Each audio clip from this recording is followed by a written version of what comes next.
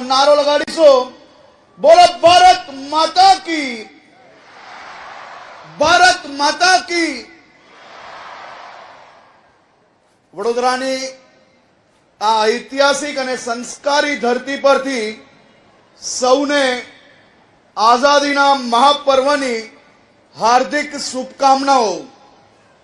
जे भारत देश सौथी अनेरो छे, आ आपणो देश सौथी अनोखो छे।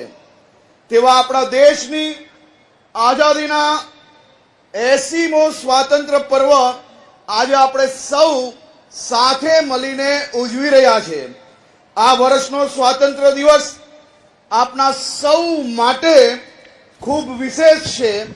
आपना देशनी आजादीने 100 वर्ष पूर्ण थवामां हवे मात्र 20 ज वर्ष बाकी छे।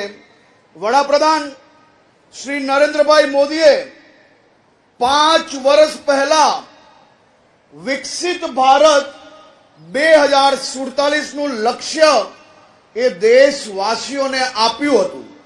આ ભવ્ય લક્ષ્યને પાર પાડવા આપણી પાસે હવે માત્ર 20 જ વર્ષ બાકી છે।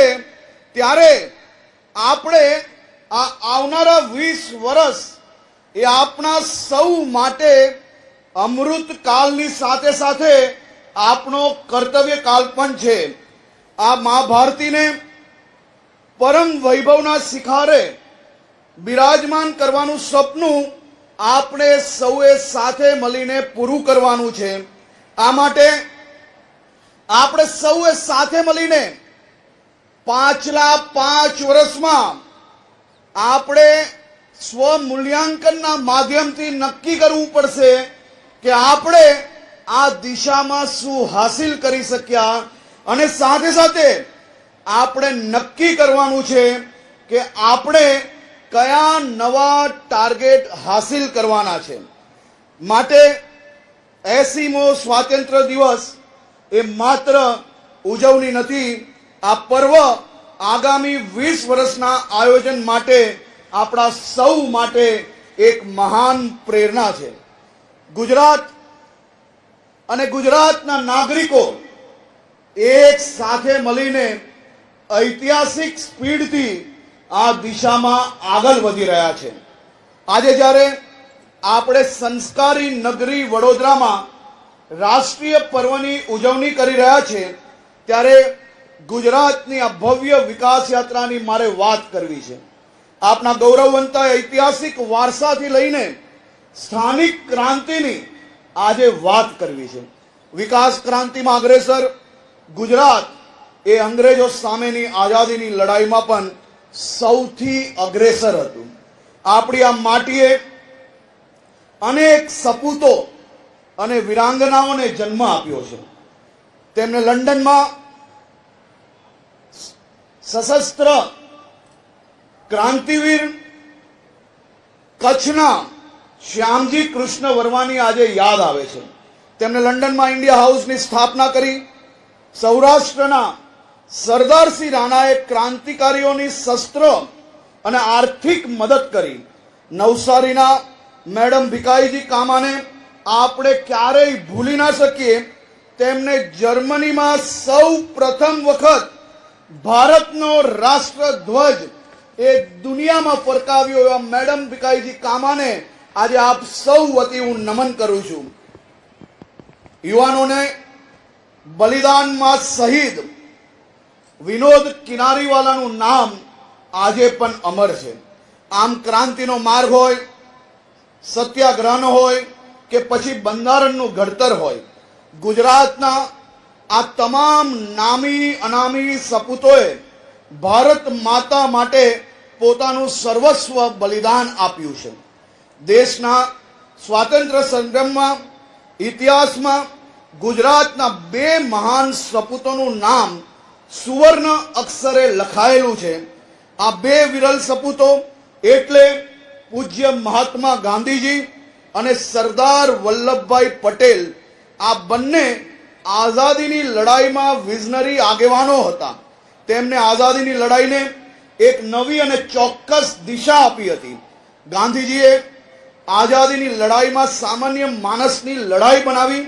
સરદાર વલ્લભભાઈ પટેલ પાસે આઝાદીનું વ્યવહારિક અને સંગઠનાત્મક વિઝન હતું. મારે આજે અહીંયા બેઠેલા યુવાનોને એક વાત કહેવી છે.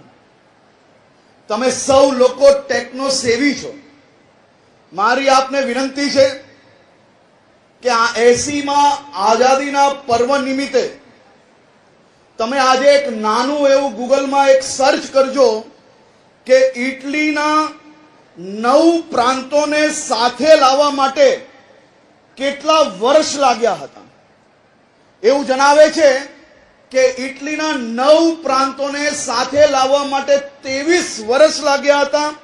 એ જ રીતે જર્મનીના 40 પ્રાંતોને સાથે લાવવા માટે 9 વર્ષ લાગ્યા હતા. પણ ભારત દેશના 562 જેટલા રજવાડાઓને ભેગા કરીને એક ભારત કરવા માટે સરદાર સાહેબે માત્ર ને માત્ર 18 મહિનાની અંદર આપણું ભારત એક કર્યું. જો આ એક ના થયું હોત ને તો આજે કાશ્મીર જવા માટે અહીંયા બેઠેલા સૌ યુવાનોએ પાસપોર્ટ પર વિઝા લગાડવો પડતે. રામ મંદિરના દર્શન કરવા જવા માટે તમારે લોકોએ વિઝા લેવા પડતે. સરદાર સાહેબે આ દેશને એક રાખવા માટે જે અદ્ભુત કાર્ય કર્યું છે તે આવનારી પેઢી દર પેઢી સુધી તમામ લોકો એમના હંમેશા આભારી રહેશે. ભારતની આઝાદીની સંગ્રામમાં વડોદરા નગરીના પ્રધાનને યાદ આજે કરવું જ પડે. આપણું ગાયકવાડી શાસન, સુશાસન અને રાષ્ટ્ર નિર્માણની એક ખૂબ મોટી પાઠશાલા હતી. ગાયકવાડી શાસન પાસે પ્રતિભા ઓળખવાની અદ્ભુત દ્રષ્ટિ હતી. બંધારણના ઘડવૈયા ડોક્ટર બાબા સાહેબ આંબેડકરની પ્રતિભા મહારાજાઓએ ઓળખી. મહારાજાઓએ તેમને ઉચ્ચ શિક્ષણ માટે આર્થિક સહાય આપી. આ શિષ્યવૃત્તિનો સીધો લાભ આઝાદ ભારતને મળ્યો હતો. વડોદરાની ધરતીએ દેશને અનેક સામાજિક ક્રાંતિ સૂર્ય પણ આપ્યો. આ ધરતી પરથી સામાજિક સમાનતાના આંદોલનનું રણસિંગું ફીંકાયું. ભારતના સંવિધાનના નિર્માણ અને સમાનતાના હકોને મૂલ્યા એ વડોદરાના આ સંકલ્પ ભૂમિમાં રહેલા છે. રાજ્ય સરકાર દ્વારા વડોદરાની આ સંકલ્પ ભૂમિને વધુ અત્યાધુનિક બનાવી અને દેશ અને વિદેશથી આવતા વડોદરામાં સૌ લોકોને બાબા સાહેબ આંબેડકરજીનું દેશના કરોડો કરોડો લોકો માટે, પ્રત્યેક ભારતવાસી માટે એમના દ્વારા જે કાર્ય કરવામાં આવ્યું છે તે સામાન્ય નાગરિક સમજી શકે તે પ્રકારે આ સંકલ્પ ભૂમિને બનાવવાનો નિર્ણય લેવામાં આવ્યો છે.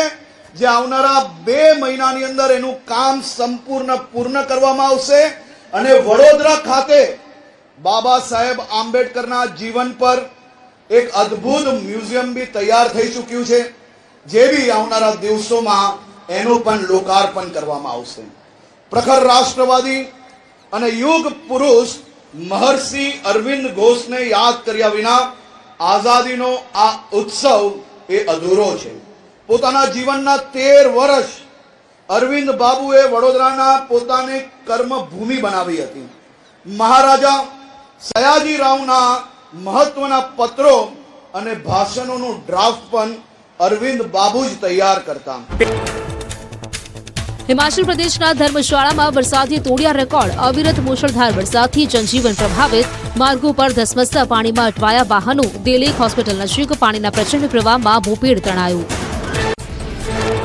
જમ્મુ કાશ્મીરના ભદ્રવામાં વાદળફાડ વરસાદથી તબાહી. ક્યુમ્યુલોનિવસ તોફાનના કારણે નદીઓ ગાંડીતુર બનતા બજારોમાં પાણી ફરી વળ્યા. પૂરના તેજ પ્રવાહથી લોકોમાં અફરાતફરી મચી. જમ્મુ કાશ્મીરના સાંભાના ઝુંભ ગામમાં ફરી એક વખત ફ્લેશ ફ્લડે તબાહી મચાવી. અનેક દુકાનોમાં પાણી ઘૂસ્યું. માલ સામાન પલળી જતા વેપારીઓને મોટું નુકસાન. એક અઠવાડિયામાં બીજી વખત પૂરની સ્થિતિ સર્જાતા સ્થાનિકો મુશ્કેલીમાં મુકાયા. જમ્મુ કાશ્મીરના જોજીલા પાસ પાસે અચાનક પૂરથી એસએસજી રોડ પ્રભાવિત થયો. બીઆરઓની ટીમે માત્ર 5 કલાકમાં જ શ્રીનગર લદ્દાખ હાઈવેને ફરી શરૂ કર્યો. થોડી જ વારના તોફાની વરસાદે તબાહી મચાવી.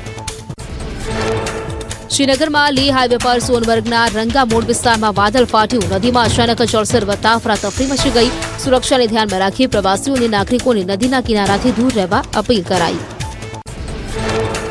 બિહારના પટનામાં ગંગા નદીના વધતા જળસ્તર વચ્ચે જોખમી મુસાફરી. કાંઠા વિસ્તારના લોકો બોટના સહારે. સમગ્ર વિસ્તાર જળમગ્ન થતા લોકો બોટમાં જીવના જોખમે મુસાફરી કરવા મજબૂર. પશ્ચિમ સિંહભૂમના ચાઈબાસામાં ભારે વરસાદથી અનેક વિસ્તારોમાં પૂર. સોનુઆ બજારમાં ઘૂસ્યા નહેરના પાણી. અનેક ઘરોમાં પણ પાણી ઘૂસી જતા લોકોમાં રોષ. સ્થાનિકોએ સિંચાઈ વિભાગની કામગીરી સામે સવાલો ઉઠાવ્યા. નહેરની સફાઈ ન કરાતા ભરાયા પાણી. રાજસ્થાનના સવાઈ માધોપુરના ગંગાપુર સિટીમાં ભારે વરસાદ બાદ રસ્તા બિસ્માર. વિજય પેલેસ પાસે સ્કૂલ બસ ખાડામાં ફસાતા બાળકોમાં અફરાતફરી મચી ગઈ. સ્થાનિકોએ રસ્તા પર ખાડાઓનું સમારકામ કરવા માંગ કરી. ઉત્તરાખંડના મુનસ્યારીમાં વાદળ ફાટતા તારાજી ઘટનાથી થલ મુનસ્યારી રોડ ભારે ક્ષતિગ્રસ્ત થયો. ભારે વરસાદના કારણે અચાનક પૂર આવતા ભયાનક સ્થિતિ સર્જાઈ. લાજકેલા નાળાએ વિકરાળ અને રૌદ્ર સ્વરૂપ ધારણ કર્યું. અમદાવાદ પશ્ચિમમાં મેઘરાજાની એન્ટ્રી. શીલજ, બોપલ અને એસપી રિંગ રોડ પર વરસાદ. ઉકળાટ અને બફારાથી મળી રાહત. રિંગ રોડ પર અચાનક વરસાદ વરસતા વાહન ચાલકોની ગતિ ધીમી પડી.